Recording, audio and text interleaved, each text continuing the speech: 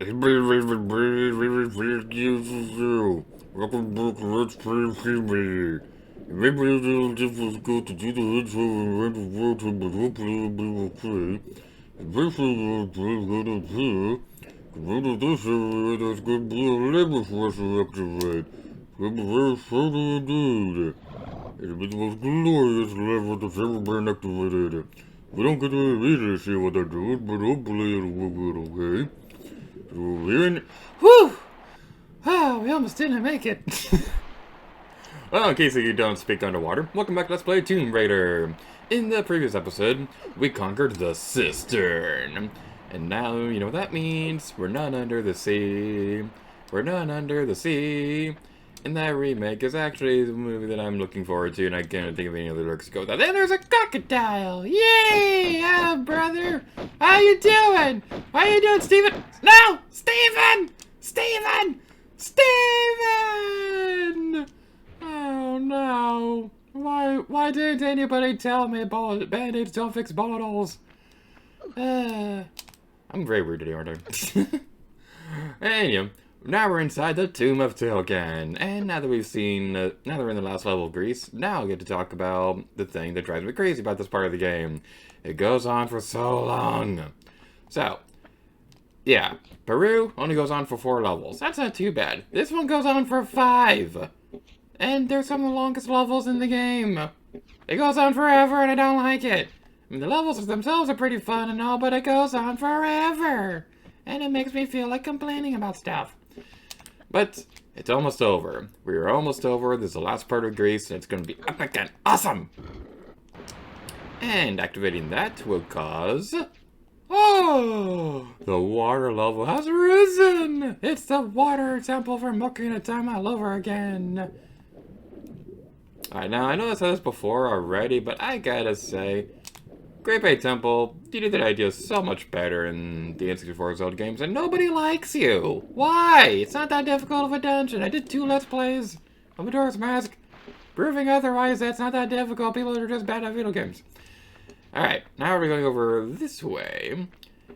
So one thing I like to say about this is that I don't remember exactly where... Oh, we're underwater again, you know, so I guess we got to do this again. So we're going to be in this lever. I don't think we'll immediately see the effect that it does, because I seem to be there trained at the time. Let's go back up here. Because if it wasn't activated, the water cone would be facing towards us and we'd be pushed away. But no, we're going this way because the lever told us so. Woo! Let's continue over here. Woo! Okay, that's not how I do that. I thought it'd be a funny gag, but yeah, like, there's only so many times you can repeat a joke. I say that, but then, again, you see a thing with the co-op channel, you know that everything that I say on there is a recycled joke. Whale mail. Oh, whale mail. Good old whale mail. So way over this way. There wasn't a thing behind that. I've been lied to. Or not. It's just that we need to figure out how to be on top of a block for once. That might be a good starting point for playing a platforming game. Okie dokie, artichoke. I've never said that before, and I'll never say it again. Is there anything over to the left side of that? It doesn't... Well, it looks like there might be. Let's go investigate said crevice. There is nothing in the said crevice. Now I'm a sad crevice. I don't actually know what crevice means. It's just a fun word to say. Am I saying it correctly? It seems to be a running trend lately whenever I start saying words. It's like, am I pronouncing this word correctly, or have I been lied to my whole life? Alrighty then. So, now that we've established that there is nothing over in that particular area, now we're going over this way. Hopefully we won't waste any more time. It's weird, because I did practice for this yesterday, but... now we're in the part that I remember. Alright, so I did practice for this yesterday, but it was at this point that I was playing. The rest of it was a little bit later, earlier in the month or whatever. Now we're going over this way, and everything's going to be all fine and dandy and dory. Everything will be all fine and peachy. It's going to be awesome. Oh no! A guy in a jacket. I am scared. Alright, well, nothing too bad. Let's just go over here, and nothing else will hurt. Oh no! A metal thing!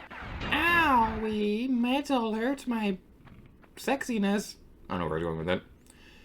Now nothing is gonna stand in our. Oh no! Oh, I am so scared. Whatever we gotta do.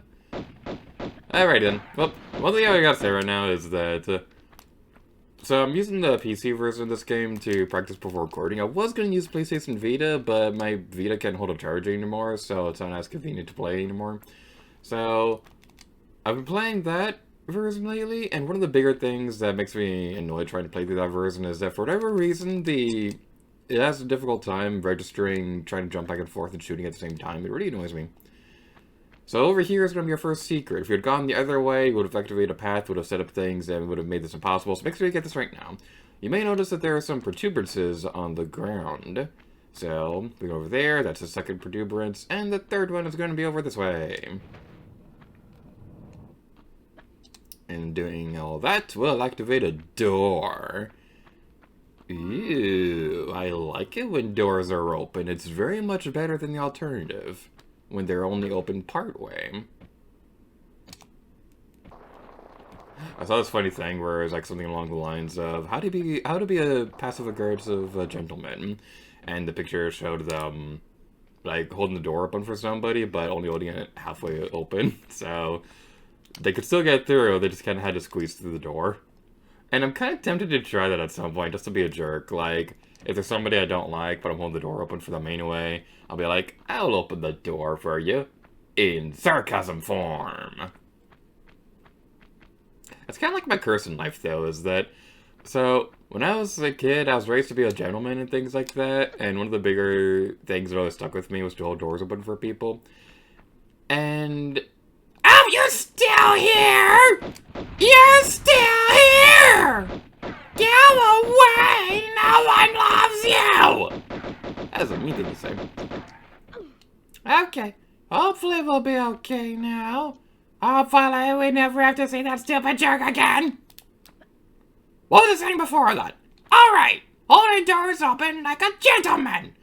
So, the thing I was trying to say before all heck broke loose was that, like, one of the bigger things that stuck with me when I was, like, a little kid and things like that was to always hold doors open for people. For the longest time, I took that way too literally, like holding doors for everybody and things like that. So there was one time in high school, this is like the peak of my door opening lifestyle. There was one time in high school, it was lunchtime, and like I literally held the door open for literally everybody going inside. So there's like, what, like 200 kids going through and things like that, and held the door open for every single one of them. And because, like, here's the thing with that as well. I don't like it when I go through a door and there's somebody behind me. That's like one of my big things about that. So, like, I didn't want to go through the door and things like that because somebody would be behind me and that'd, like, mess with my brain face. So I didn't want to do that. And then, like, I just ended up holding the door open for everybody. But it was definitely worth it, because there were a couple girls later on that I had a crush on, and they gave me a cookie, and that made me happy. It was an Oreo cookie. Okay, there's a swinging axe of doom, my destruction, and death, so when it's getting ready to swing again, jump! yay! Yeah, we did the thingy! Okie dokie now, we are going to be going over this way, do a roll, and jump. Or fall. Falling is kind of the opposite of jumping. I don't know what I was trying to do right there. So, hold on to the action button for dear life, because if you let go of it right here, you are going to plummet to your doom.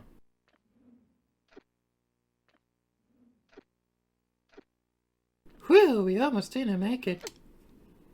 Laura's kind of holding onto the ledge in a kind of terrible manner, because you'd think that... Okay, they did change this animation in future games. You'd think that wanting to keep your legs up on against the wall would help you better steady yourself on there. That's something that always bothered me about this game. Like, even before I played Tomb Raider Legend. So, the water level risen. Now we can head over the... Okay, I'm genuinely curious. I never checked this. I've always wanted to know what the rest of the area looks like when we do this.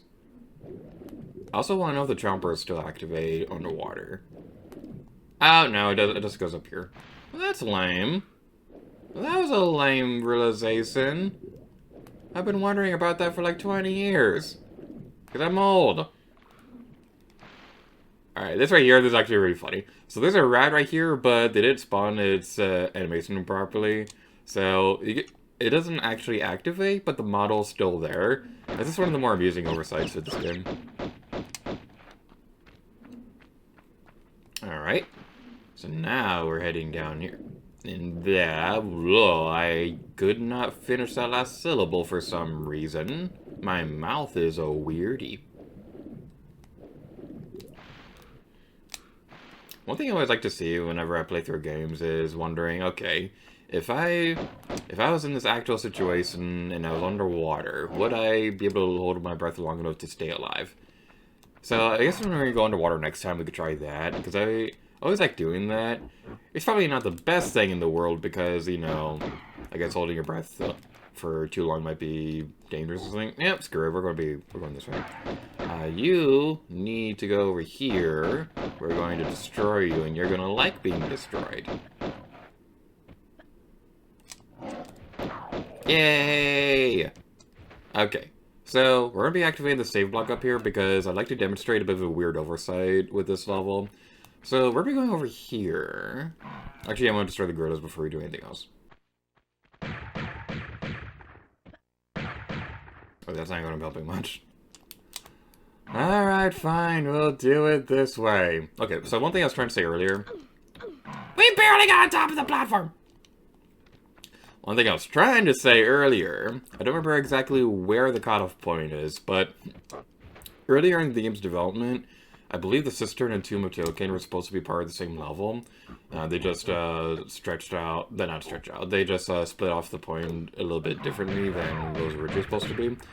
I think what was originally supposed to be the start of Tomb of Tihocan, it seems like, I know I said earlier that the last room in the Cistern seemed like it would have been better fit for the beginning of this level, but I do think that this area right here might have also been where it originally started, so that might be a theory, because beyond this point, they don't really use the water level gameplay mechanic that often, so I'm wondering if this is where the Cistern was originally supposed to end. Alright, saving our game. If you were playing on PC, we could do that whenever we want. But they were like, oh no, that's too good for PlayStation players. We're going to make it inconvenient, because that's the style at the time. So, this up here drives me crazy every time I replay through this game and forget exactly what's going on. So we go up here, and it looks like, oh, we can just continue climbing on normally. Nope. Okay, so what's going on with that?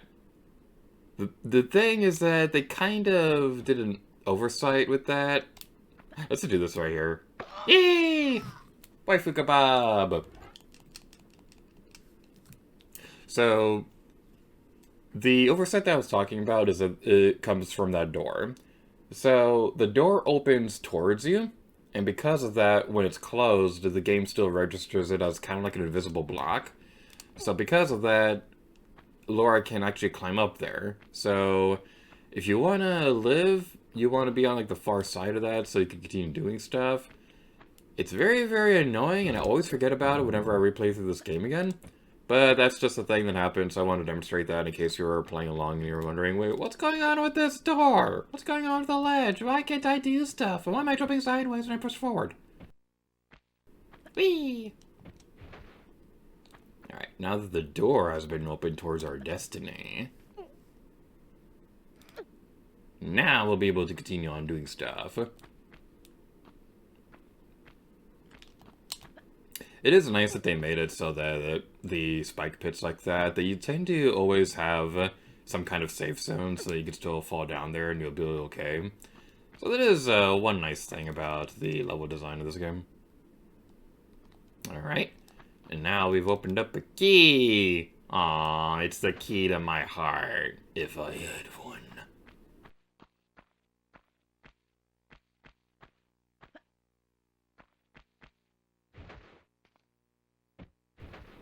And now you'd be wondering what the point of that was. The point of that was over here. Because there's a door key thingy. Alright, so this right here. I don't know why that raises the platforms or things like that, but this right here What I like to do, I like to try to be on this area up and see if I can make this with backflips. Evidently we can't, though. But I've always wanted to know, is there a way you can do that? Because it looks like the gap is short enough to be able to do that. But that's not the case, unfortunately, which is sad.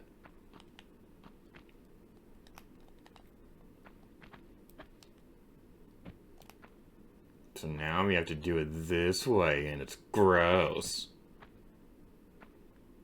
Probably could also do the trick that we did past Midas of doing other things that are smart. But here's the thing about that. I am not smart. I am the opposite of smart. I am Shrarbs. Trams? Huh. I guess Trams is the opposite of smart. Huh. I was thinking way too much into that joke, and I was like, wait. Smart backwards is an actual word. Huh. Anyway, we're moving a block now, and block pushing in this game is fun. It's always the highlight of this game, and I gotta say, I always liked this right here, the ceiling, how it's kind of like bent downwards. I don't know why, I just always find that interesting on PlayStation games. So this area is a big old ball of hell. It's not that bad, it's just really annoying.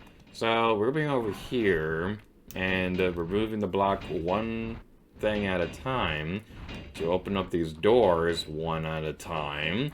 And there's a reason this room wasn't remade in Anniversary. But it probably would have been remade in the 10th Anniversary Edition. Speaking of which, yeah, that's the thing. So, no! Monkey!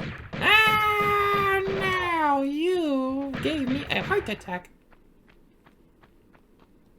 Oh, that's too bad. We should probably change our weapons before we do much further, though, because I don't want to waste up all the Magnum clips. What was I saying a moment ago? I don't remember. Oh, I remember now. Tomb Raider 10th Anniversary Edition. So yeah, that's one of the more fascinating things about the Tomb Raider history is that there have been a few canceled games. Like, I definitely want to make gaming galleries on a lot more Tomb Raider games going forward. Because, well, first of all, the gaming gallery is coming back pretty soon, which I'm really excited about. Which, yay, the announcement for that came out today. I'm super happy. So, yeah, the thing about that is that I want to do more gaming galleries on canceled Tomb Raider games because one of the more fascinating ones was Tomb Raider 10th Anniversary Edition, and we already did a video on that, but I kind of want to do a revisit, honestly, because after that video came out, the game kind of completely leaked, and it's by no means completed or anything like that. Like, if you try playing it, it's definitely still in an early development phase. But it's honestly one of the more fascinating parts of Tomb Raider history. So basically, the short version of the story is that the original developers, Core, and things like that, they were, for the Tomb Raider series of 10th Anniversary, they wanted to make a remake of the original game for the PlayStation 2 and PlayStation Portable. But around that time, there was also shortly after they released Tomb Raider The Angel of Darkness, which is its own mess of worms when it comes to development history. And the short version of that, though, is that they rushed development on that. Like, it was developed by an entirely new team, and they rushed it to have it released alongside the second Tomb Raider movie. So, yeah, Angel of Darkness was kind of a huge mess. I still like that game, honestly. It's still kind of a mess, though. So, yeah. That game didn't turn out very well, and they ended up canceling the trilogy it was supposed to be. So, with that, the publisher decided they didn't really trust Core with the series anymore, which is a really scummy thing to do, considering they literally made the games. Like, they're the original creators and things like that. It's just that the publisher was the one who had the rights to actually release the games and things like that. So, yeah, that was super unfortunate. And because of all that, they canceled Tomb Raider 10th Anniversary Edition. So, it's really cool to see that in some form the game has finally surfaced online. And I remember, I don't know what the progress of this is, but I remember reading that there were fans who were trying to finish the game or something like that. Like, they were trying to make it themselves. Okay, but for this right here, there are two boulders, and I always forget about it, and I always get squished right there, so yeah, that's something I wanted to verbally acknowledge. But it's really unfortunate that they weren't able to fully make the game, but it is cool that it seems like the fans are going to try to finish it. I don't know what the progress on that is, or if it's still going, but I definitely do want to make a follow-up video to the 10th anniversary edition thingy at some point, because there's still a lot of really fascinating stuff in the game that we didn't really talk about in the original video. And it's not that I didn't know about it, it's just that we literally had no way of knowing because the demo thingy had leaked at that point. But there's also a couple other canceled fascinating Tomb Raider games as well. There's like the Angel Darkness was really supposed to be a trilogy, and Lost Dominion sounded really cool. The beta of Tomb Raider 2013 is fascinating. Like, I really wish we got that final game. Alright, so for this right here, we're gonna go through this area twice. We're gonna go through this area the unnecessary epic way, and by that I mean the way they intend to, and go, whee!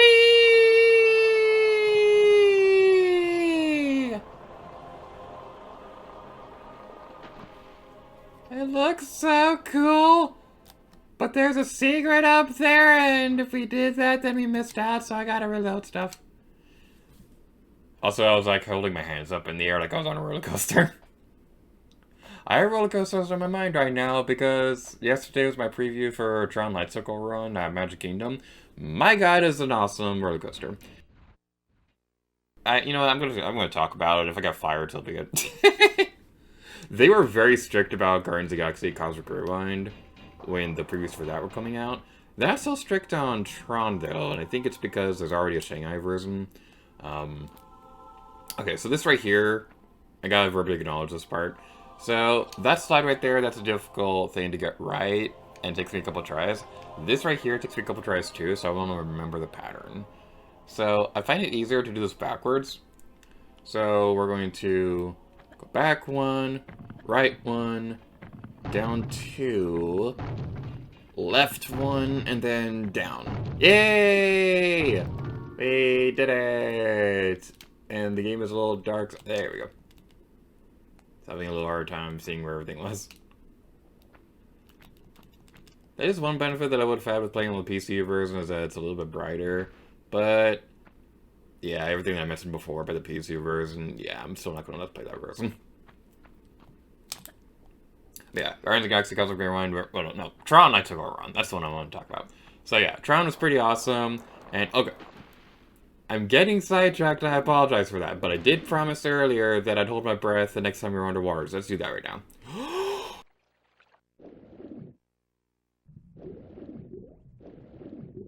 Okay, never mind, so we're right here. We'll do it next time, I swear. So, yeah, Tron Lightcycle Run, it's really cool. Basically, the idea behind it is that you're on a Tron motorbike thingy, or Lightcycle is supposed to be called.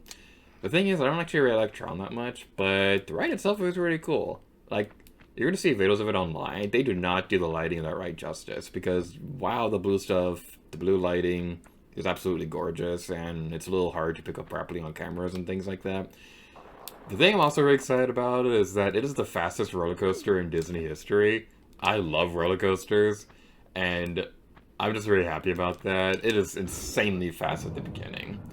Now, I will say my big complaint with it, and this kind of seems like the running trend with a lot of the Disney World fan base, is that the ride is very short. It's not a very long ride at all. But it's still a lot of fun. I really like it. Okay, now I promised we'd hold my breath during this part. So, let's do this. 1, 2, 3.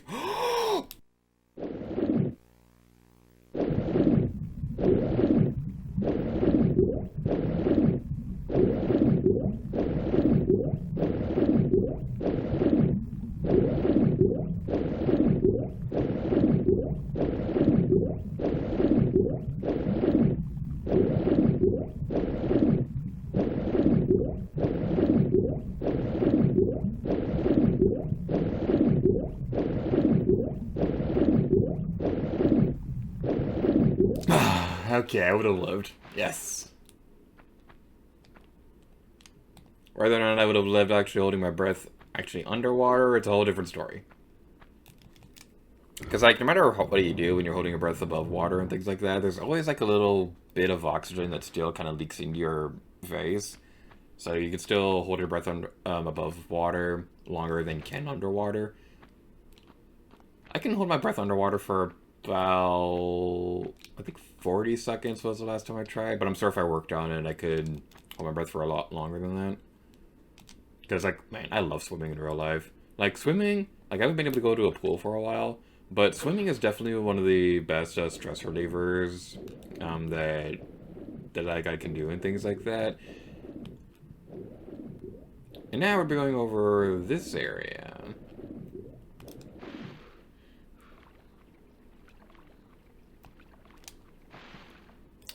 And your destination is just up ahead. I'm gonna take out my magnums real quick. I just have a feeling about this.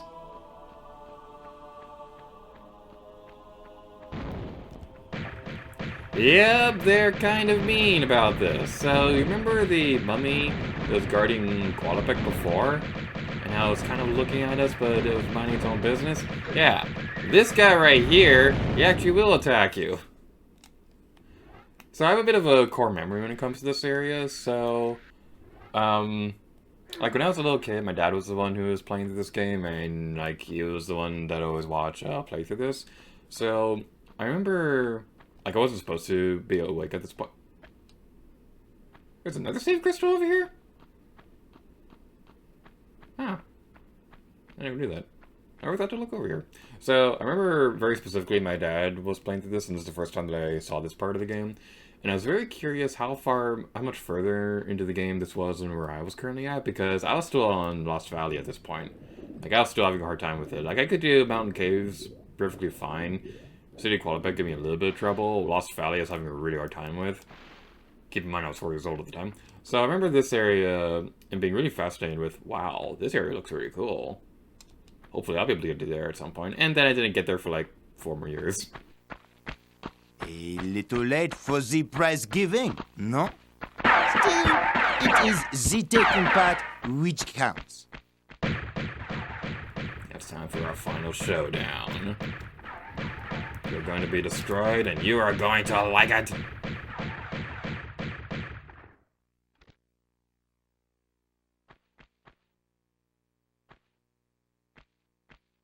Nowhere to go this time, and now he's defeated. If you didn't pick up the magnums before, I believe this is where you would have gotten it by now, if you haven't even picked up, like, literally any secrets at this point. So, a fun thing about this... There's a bit of a debate in the Tomb Raider fanbase over whether or not Pierre is actually dead at this point. Because Tomb Raider Chronicles, the thing about that game is that there are some moments in that game where it kind of is like supposed to be flashbacks, but one of the segments includes Larson and Pierre, but Pierre is supposedly dead at this point, so we don't really know if that was her first encounter with him or if it was this one, because...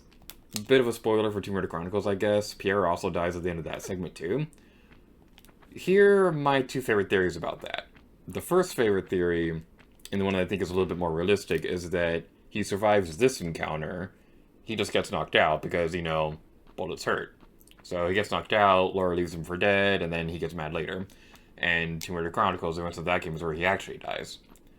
The other theory that I think is more funny than anything, actually, is that... It's not actually Laura telling the story in Tomb Raider Chronicles, it's her comrades and things like that, like the people who work for her and her butler and things like that. So, one of the funnier theories about that, I don't think this is realistic at all, but one of the funnier theories about that is that they mixed up the details on who actually was there, and they don't really know any of the names that Laura was facing and things like that, and they just mixed it up and thought it was Larson and Pierre because those are the only names they could remember. I don't think it's a realistic theory at all. I just think it's more funny than anything else. But with all that taken care of, it's time to claim our second piece of the Scion. Wait, actually, did we have it already? Yeah, we do. Okay, so that was a lame build-up. Let's just go through the door and finish our destiny and stuff like that. Before we do that, I just want to appreciate this room real quick. This room just looks awesome. And I love the central column right here. But anyway, now we're going through the door. Yee!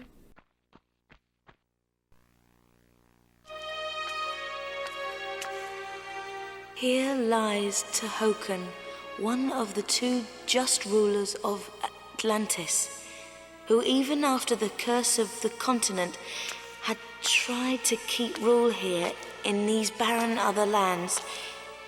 He died without child, and his knowledge has no heritage. Look over us kindly, Tihocan.